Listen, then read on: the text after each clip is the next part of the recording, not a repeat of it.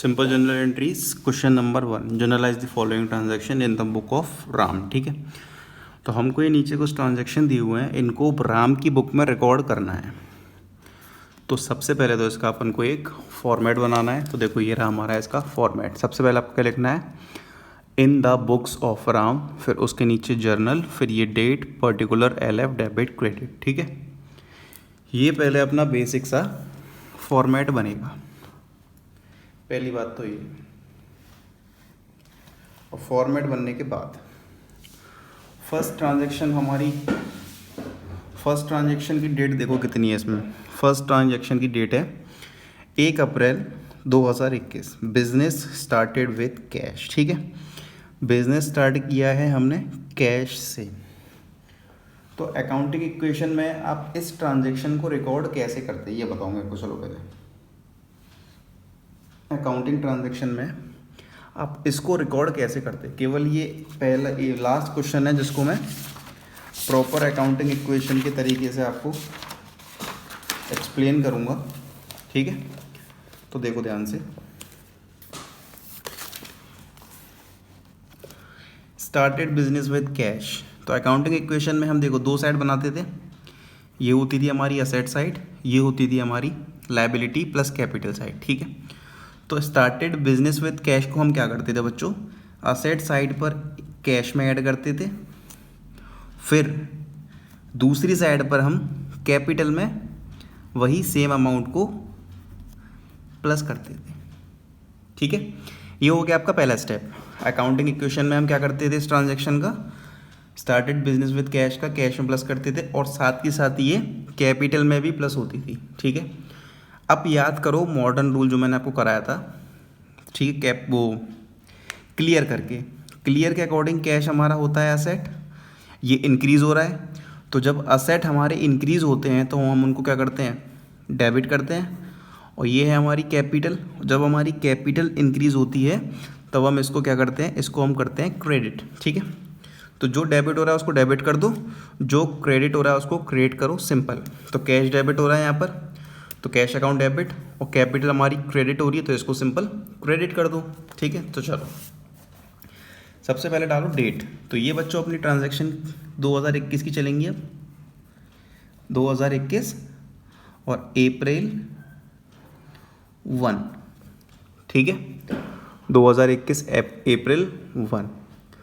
तो ट्रांजैक्शन देखो क्या होगी, डेबिट क्या करना है हमको। ठीक है, तो डेबिट, यार ये स्वेटिंग हो रही है, 1 मिनट रुकना। तो डेबिट हमको क्या करना है, कैश। तो यहाँ लिखो cash account debit to capital. ठीक है, ये हमने कर दी general entry, cash account debit to capital. अब अमाउंट कितना था बच्चों, अपना अमाउंट था 1,00,000 रुपये। तो डेबिट का अमाउंट डेबिट में और क्रेडिट का अमाउंट क्रेडिट में। ठीक है, और नरेशन इसकी क्या होगी, being started business with cash. ठीक है, तो ये इसकी नरेशन हो गई। तो बच्चों ये अपनी हो गई फर्स्ट ट्रांजैक्शन, ये अपनी हो गई फर्स्ट ट्रांजैक्शन। अब देखते हैं, देखो इसकी सेकंड ट्रांजैक्शन हमसे क्या कह रही है। अब सेकंड ट्रांजैक्शन है गुड परचेज्ड फॉर कैश। ठीक है, देखो ध्यान से, ये रही गुड परचेज्ड फॉर कैश, मतलब हमने कैश दिया है तब जाके अपना सामान हमने परचेज किया है। ठीक है, तो इसको फिर हम अकाउंटिंग इक्वेशन में देखते हैं बच्चों क्या होगा इसका। तो देखो हमने कैश दिया है, ठीक है, हमने कैश के बदले गुड्स परचेज करें हैं, तो वही सेम अमाउंट हमारा कैश में से डिडक्ट हो जाएगा और स्टॉक में वही प्लस हो जाएगा। ठीक है, तो कैश एक असेट है, ये यहाँ पर क्या हो रहा है, डिडक्ट हो रहा है। तो जब असेट कम होगा तो उसको हम करेंगे क्रेडिट, और ये असेट स्टॉक हमारा बढ़ रहा है तो इसको हम करेंगे डेबिट। ठीक है, तो इसको हम कैसे दिखाते हैं, स्टॉक परचेज करते हैं, हम खरीदते हैं तो उसकी एंट्री क्या करते हैं, परचेज अकाउंट डेबिट। अप्रैल 2 की ट्रांजैक्शन है ये, ठीक है, तो परचेज अकाउंट डेबिट और टू कैश अकाउंट। ठीक है, 25,000 रुपये,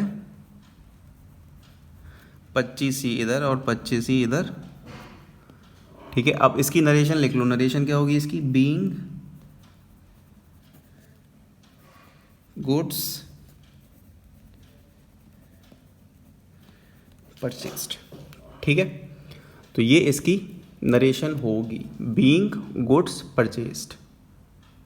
ठीक है, अब अगली ट्रांजैक्शन देखते हैं। अब बच्चों ये ट्रांजैक्शन हमसे बोल रही है goods purchased from Pankaj on credit, मतलब हमने पंकज से उधारी पे गुड्स लिए हैं, तो पंकज को बाद में रीपे भी तो करेंगे हम, है ना। तो पंकज क्रेडिटर है, क्रेडिटर यहाँ पर बढ़ रहा है हमारा, पंकज को हम पैसे वापस भी तो करेंगे बाद में। तो देखो इसकी एंट्री क्या होगी, April 3। उधारी पे जब हम परचेस करते हैं ना, देखो एंट्री इसकी ऐसी सेम बनेगी, लेकिन यहाँ पर हम कैश दे रहे थे। ठीक है, तो एंट्री बनाओ, परचेज अकाउंट डेबिट टू। यहाँ तो हम कैश दे रहे थे, लेकिन यहाँ पर हमने गुड्स पंकज से लिए उधारी पे, तो यहाँ पे लिख दो टू पंकज, या तो टू पंकज करके छोड़ दो, या फिर टू पंकज अकाउंट आप लिख सकते हो। ठीक है, अमाउंट कितना? 18,000 रुपये, 18,000 लिख दो। Narration being goods purchased. ठीक है, तो ये आपकी April 3 की ट्रांजैक्शन हो गई। अब आते हैं April 5। April 5 क्या है? Good sold to Naresh on credit. तो देखो April 5 की ट्रांजैक्शन है good sold to Naresh on credit, मतलब हमने नरेश को उधारी पे गुड्स बेचे हैं। ठीक है, हमने नरेश को उधारी पे गुड्स सोल्ड करे हैं, बेचे हैं, ये हमको पैसे बाद में दे देगा। ठीक है, तो देखो ध्यान से। तो बच्चों अकाउंटिंग इक्वेशन में हम इसको कैसे रिकॉर्ड करते हैं? एक तो हमारा स्टॉक कम होता, क्योंकि गुड्स हम दे रहे हैं, और हम किसको दे रहे हैं? नरेश को, कि नरेश हमको पैसे बाद में दे देगा। तो यहाँ पर एक डेटर ऐड हो जाएगा असेट साइड पर, इससे हमें उतना ही पैसा वापस मिलेगा बाद में। तो डेटर बढ़ रहा है, एक डेटर हमारा असेट होता है, तो असेट बढ़ रहा है, तो असेट बढ़ रहा है तब इसको हम क्या करते हैं? डेबिट। और स्टॉक ये भी एक असेट है, लेकिन ये यहाँ पर कम हो रहा है, तो बच्चों इसको हम करते हैं क्रेडिट। ठीक है, तो डेबिट कौन हो रहा है? डेटर। क्रेडिट कौन हो रहा है? स्टॉक। ठीक है, तो देखो किसे डेबिट करेंगे यहाँ पे? Naresh. Naresh debit to sales account. ठीक है, Naresh debit to sales account. अब अमाउंट कितना आएगा बच्चों? अमाउंट आएगा यहाँ पे 9,000 रुपये। नरेशन लिख दो, being goods sold to Naresh. ठीक है, अब April 7।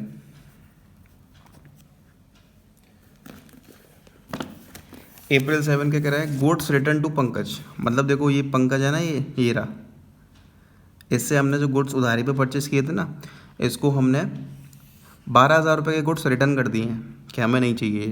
तो देखो ध्यान से, April 3 में पंकज की ये एंट्री हो रखी है, इसका जस्ट अपोजिट कर दो। क्या एंट्री होगी? देखो पंकज को डेबिट मारो टू, बस परचेज की जगह लिख देना परचेज रिटर्न अकाउंट। ठीक है, बस इतना करना है। अमाउंट आ जाएगा 12,000। नरेशन बीइंग गुड्स, ठीक है, being goods return to Pankaj.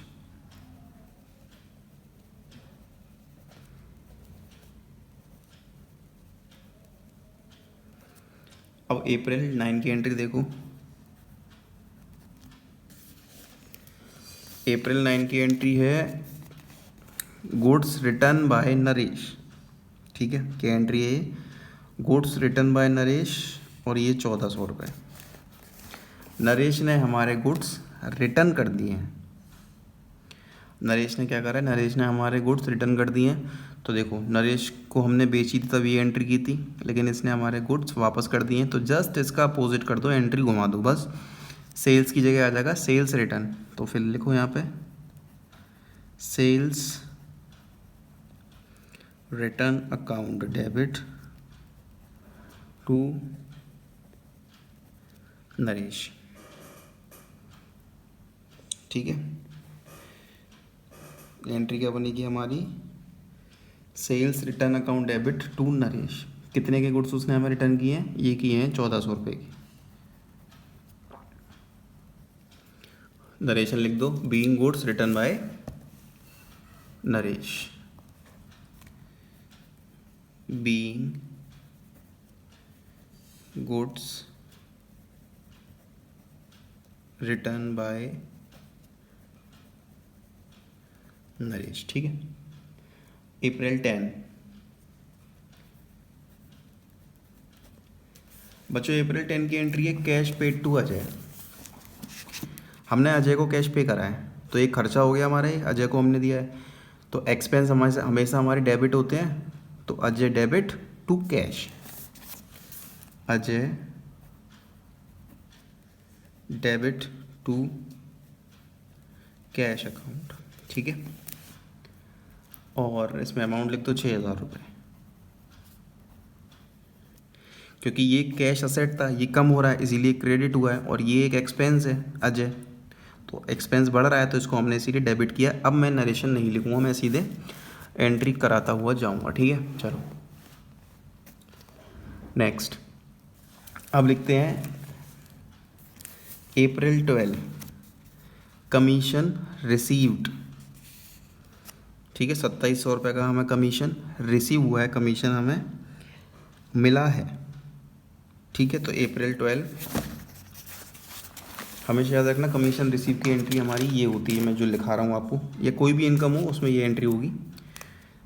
April 12 cash account debit to commission. ठीक है, कोई भी इनकम हो बस यहाँ पे नाम चेंज कर देना। ये एंट्री होगी हमारी 2700 रुपये, 2700 इधर, 2700 इधर। ठीक है, अप्रैल 15 अब ये कह रहा है फर्नीचर परचेज किया है हमने। तो देखो इसकी एंट्री पहले देखना, फर्नीचर परचेज, फर्नीचर आया है, असेट हमारा बढ़ गया है, तो जब भी असेट इंक्रीज होगा उसको हम डेबिट करते हैं। तो फर्नीचर हमारे पास आया है, तो इसको फर्नीचर अकाउंट डेबिट, और हमने कैश के बदले परचेज किया है तो टू कैश अकाउंट। देखो इसमें हुआ क्या है, फर्नीचर हम खरीद के लाए हैं, असेट बढ़ा है, तो इसीलिए हमने फर्नीचर को डेबिट किया है, और बदले में कैश गया है, कैश भी एक असेट है, वो कम हो रहा है तो उसको हमने इसीलिए क्रेडिट किया है। ठीक है, तो ये अमाउंट है 7000 रुपये। अप्रैल 16 ये है रेंट पेड टू अमित। तो बच्चों अपन ने रेंट पे किया है, तो जब भी कोई खर्चा होगा तो उसकी एंट्री देखो कैसे बनेगी।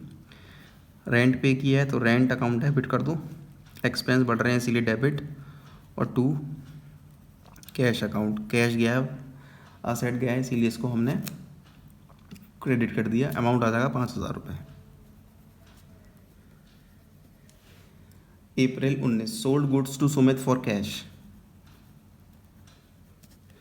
ठीक है, sold goods to Sumit, Sumit को हमने गुड्स बेचे हैं और कैश आया है, तो कैश आया हमारा असेट बढ़ गया, तो कैश अकाउंट डेबिट कितने से? 6000 रुपये से, और बदले में ये किसके बदले में आया है? सेल्स। और बच्चों सेल्स होता है हमारा रेवेन्यू नेचर का, तो जब रेवेन्यू बढ़ेगा तो उसको हम क्या करेंगे? उसको हम करेंगे क्रेडिट। ठीक है, 6000 रुपये से। अब देखो अगली ट्रांजेक्शन क्या है हमारी, कैश सेल्स, इसका मतलब होता है कि कैश के बदले हमने सेल्स करी है अप्रैल 24। तो देखो अप्रैल 24 कैश आया है, एक असेट है, और कैश आ रहा है मतलब असेट हमारा बढ़ रहा है, तो इसीलिए हम इसको डेबिट करेंगे। तो कैश अकाउंट डेबिट, और किसके बदले? सेल्स के बदले। सेल्स क्या होती है? रेवेन्यू। सेल्स क्या होता है हमारा? रेवेन्यू नेचर की होती है। तो रेवेन्यू बढ़ता है तो उसको हम क्या करते हैं? उसको हम करते हैं क्रेडिट। ठीक है, तो कितना अमाउंट आएगा इसमें? 7,000 रुपये। तो 7,000 इधर, 7,000 इधर। अप्रैल 30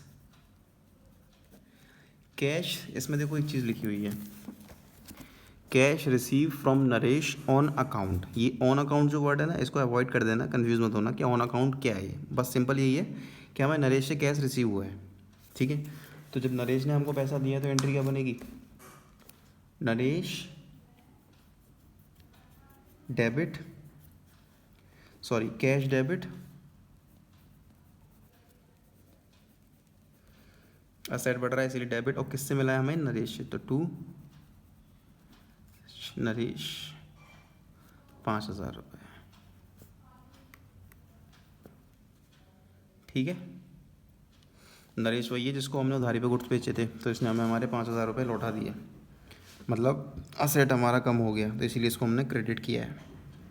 चलो लास्ट अप्रैल 30 सैलरी पेड, हमने सैलरी पे करी है, तो एक्सपेंस की एंट्री क्या होती है? सैलरी पे करी है मतलब salary account debit to cash account 10,000 रुपये।